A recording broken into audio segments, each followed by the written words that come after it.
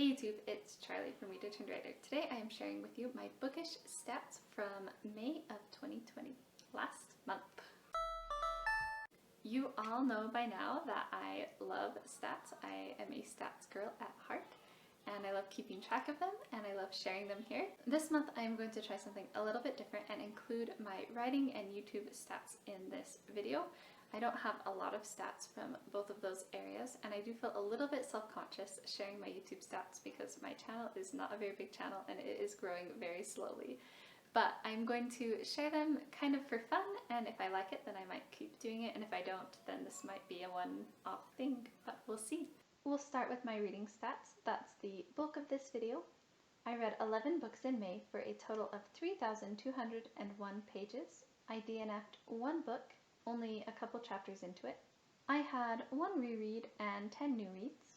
I read 3 shorter books aloud to my kids, the first 3 in the Spiderwick Chronicles. I read only 2 5-star reads, 6 4-star reads, and 3 3-star reads. I had 0, 2, or 1-star reads, and I think the book I DNF'd I would have rated 3 stars.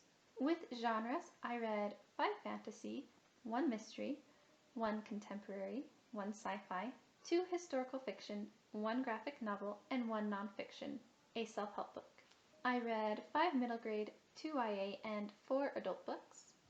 3 of the books I read were from the library, 2 were ebooks, 1 was an audiobook, and 5 I owned a physical copy of. 8 of the books I read were by female authors, and 3 were by male authors. I read 2 new releases. From my May TBR, I read 7 out of the 10 books I had planned. From my 2020 TBR list, I read 3 books, which is my goal each month. That brings me to having read a total of 13 of the 36 books on my TBR list so far this year. I read 6 books that were part of a series. I started 2 new series and finished 1 series. I bought 2 books and did not unhaul any books. I bought 4 ebooks and my husband bought 2, we share a Kindle account, for a total of 6 ebooks. And I bought 1 audiobook. At the start of the month, I owned 18 books I hadn't read yet. Starting in June, I now have 14. At the start of the month, my Kindle had 14 ebooks I hadn't read yet on it, and starting in June, it now has 18. And at the start of the month, I had 4 audiobooks I hadn't listened to, and starting in June, I still have 4 audiobooks I haven't listened to, although one of them is different.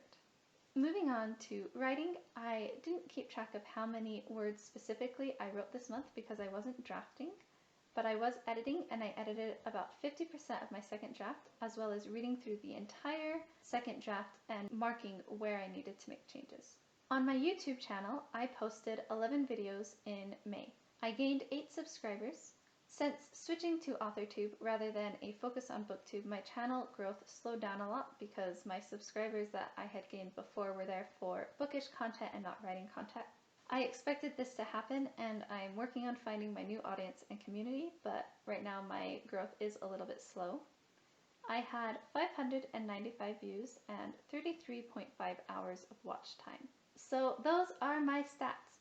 I had a pretty good month overall, and I am happy with my progress towards all of my different goals, and I'm really excited to move forward into June. What was your reading or writing month like in June? Let me know in the comments below. I love to hear from you. If you liked this video, don't forget to hit the thumbs up button and subscribe for lots of writing content. Thank you so much for watching my video. I will see you in the next one.